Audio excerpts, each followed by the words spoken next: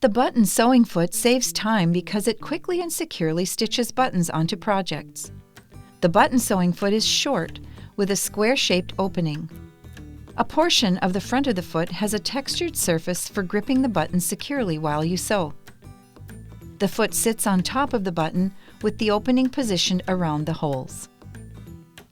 A zigzag stitch is used to sew on the button. The machine's feed must be disengaged so the stitches sew in place.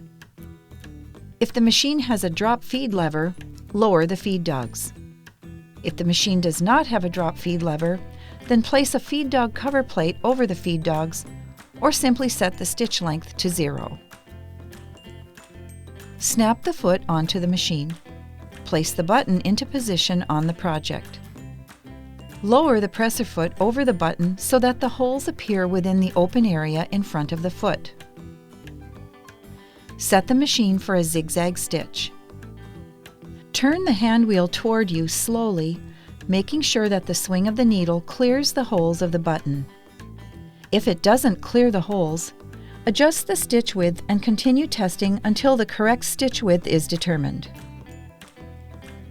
Sew several stitches to attach the button.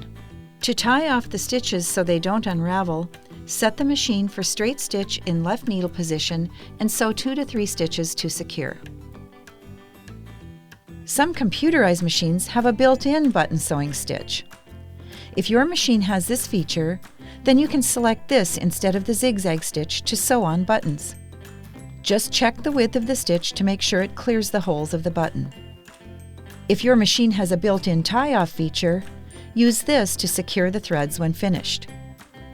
To sew a 4-hole button, simply repeat this process for the opposite set of holes. You can sew them either parallel or crosswise. The button sewing foot is a great time-saving accessory.